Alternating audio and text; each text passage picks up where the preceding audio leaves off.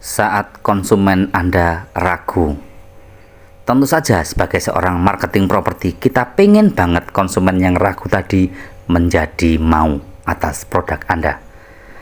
Lakukan 3 tips jitu ini, insya Allah konsumen Anda akan mau atas produk Anda. Namun sebelum kita bahas satu persatu apa yang akan kita bicarakan nanti, jangan lupa subscribe agar ketika kita membahas ilmu tentang properti yang lain, Anda akan menemukan seperti puzzle pasangan ini dan pasangan itu sehingga terbentuk menjadi puzzle yang sempurna. Baik, 3 cara jitu tersebut. Yang pertama adalah perbaiki personal Anda. Dalam personal Anda perlu memperbaiki, baik secara diri Anda sendiri, dimulai dari diri Anda sendiri dulu, baru nanti ke sosial media. Diri Anda sendiri, mulai kita jaga penampilan Anda. Apakah harus glamor? Tentu saja tidak juga. Yang penting terlihat sopan, apalagi di Indonesia, kecuali Anda jualan properti di Singapura atau di negara bukan Indonesia. Saya punya pengalaman 6 tahun di Singapura dan Malaysia. Jadi kebiasaan mereka benar-benar santai. Kemudian kalau ketemu klien itu benar-benar bisa dimanapun. Kadang di kafe ngobrol sambil jalan, memberikan penawaran, itu sudah biasa. Sekitar tahun 2010 saya memperhatikan di kafe, ya, ada ngobrol-ngobrol perempuan sama perempuan atau sama laki-laki, dan yang saya lihat adalah grafik-grafik di dalam buku dan tabnya ketika itu bawa iPad, ya kalau tidak salah, kemudian menjelaskan ke depan akan harganya sekian-sekian. Walaupun saya tidak tahu produknya apa, tapi saya yakin konsumen orang tersebut adalah marketing, kemudian yang satunya adalah orang yang diajak janjian untuk diyakinkan atas produk tersebut. Ketika itu saya juga jualan laptop kalau tidak salah di negara Singapura tersebut. Ketika personal Anda sudah dilihat, terutama sekali lagi di Indonesia, ya, mata konsumen tersebut akan tertuju pada Anda dan wah, ini kayaknya pas banget dengan saya gitu. Bisa dipahami, ya. Sebelum orang membahas yang lain, ketika sudah pas penampilan Anda dengan si konsumen tersebut, sekali lagi tidak harus glamor, ya. Meskipun mungkin konsumen tersebut glamor, tapi Anda menjaga tetap berpenampilan yang sederhana. Sederhana bukan berarti sak maunya sendiri atau sak karepe dhewe, ya, enggak gitu juga. Tapi benar-benar sederhana itu ya tidak terlalu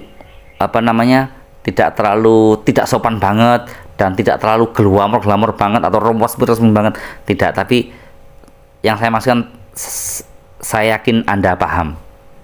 Kemudian dari penampilan sudah selesai, Anda mulai perbaiki cara bicara Anda. Cara bicara Anda menunjukkan kelas Anda. Di beberapa video yang lalu pernah juga saya singgung, ketika kita ingin tahu isi otak orang, ajaklah berbicara. Isi pikirannya akan tertuang di situ. Ketika gambarannya adalah seperti ketika ada teko, isinya kopi, saat dituang tentu saja yang keluar adalah kopi. Karena di sini yang Anda jual adalah sebuah properti yang besar, properti yang nilainya itu besar, rata-rata besar. Berbeda apabila Anda produk jualannya adalah barang-barang remeh-temeh, barang-barang yang nilainya kecil, seperti deterjen 1000 perak harganya. Anda tidak perlu banget, tidak penting-penting banget berpenampilan yang resmi, kemudian jualan Anda ternyata cuma produk apa di toko sembako seperti itu, atau jualan Anda itu narkoba. Wah, ya jangan sampai. Seandainya, ini hanya seandainya, Anda tidak perlu memperhatikan penampilan Anda, tidak perlu memperhatikan cara bicara Anda, karena di segmen tersebut atau di sektor itu tidak diperlukan hal demikian. Karena di properti harus ada trust dulu karena ritmenya panjang. Setelah itu ada edukasi dan sebagainya. Kalau orang beli deterjen kan gak perlu diedukasi, sudah diedukasi di TV oleh si pemilik deterjen tersebut. Kemudian secara online, kalau secara online tadi secara offline ya, secara diri Anda sendiri. Kemudian yang kedua sekarang adalah yang sub kedua, bagian pertama tapi sub kedua adalah media sosial Anda atau online Anda. Anda mulai perbaiki, kalau posting pastikan pantas tidak.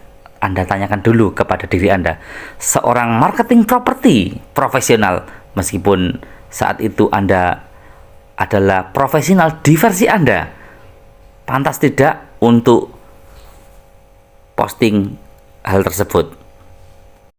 Kemudian Anda tidak dianjurkan untuk posting campur-campur.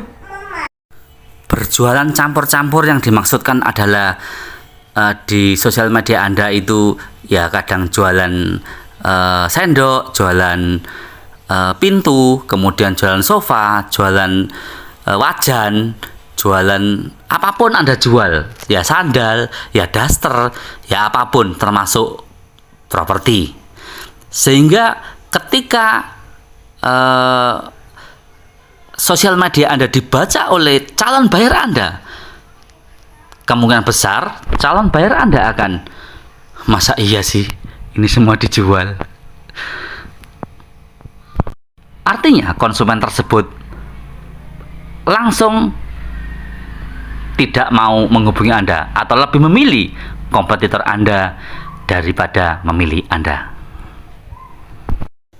Kemudian di tahap yang kedua adalah perbaiki produk knowledge Anda. Produk knowledge terdiri dari iklan-iklan Anda di sosial media. Kemudian gambar deskripsinya, gambar dan deskripsi produknya mulai Anda tampilkan. Jelas bukan berarti kok lengkap, karena semakin lengkap Anda memberikan informasi, semakin konsumen tidak butuh Anda, maka tidak perlu menghubungi Anda. Bisa jadi infonya dapat dari Anda, closingnya di marketing yang lain. Tentu saja itu sangat miris sekali. Kemudian Anda lakukan itu aktif di sosial media.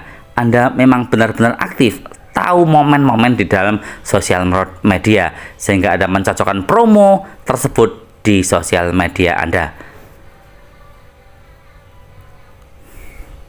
Kemudian Anda juga perlu mencantumkan testimoni dari konsumen-konsumen yang beli produk Anda. Nah, saya kan marketing baru Pak, belum punya testimoni. Minta testimoni kantor Anda. Tentu saja kantor Anda yang Anda bantu jualkan propertinya di proyek-proyek yang lain, kan pasti ada konsumen yang lama. Gali mereka, apa yang mereka katakan, kepuasan apa mereka, apakah dari segi harga atau dari segi apa mereka puas. Cantumkan di dalam sosial media Anda. Semakin banyak testimoni, semakin orang banyak yang suka. Seperti kalau kita belanja di marketplace, semakin banyak bintangnya, startnya banyak, akan kemungkinan banyak dibeli ketimbang tidak ada startnya atau tidak ada komen-komen positifnya. Kemudian yang terakhir adalah lakukan hal tersebut, semua hal tersebut yang poin pertama dan poin kedua tadi secara konsisten. Tidak ada hal yang dilakukan konsisten sehingga orang menyebut kita benar-benar serius. Kalau Anda hanya melakukan hal tersebut hanya sekali dan dua kali saja, konsumen tidak akan melihat kita. Taunya kita dikenal konsumen itu karena kita konsisten melakukan hal itu terus-menerus, secara terus-menerus, secara kontinu dan terus-menerus. Konsisten kita tadi akan benar-benar terasa di konsumen tersebut. Apalagi sekarang ada jejak digital. Oh, ternyata orang ini konsisten dari tahun sekian hingga tahun sekian masih melakukan hal yang sama. Kemungkinan besar ini adalah benar.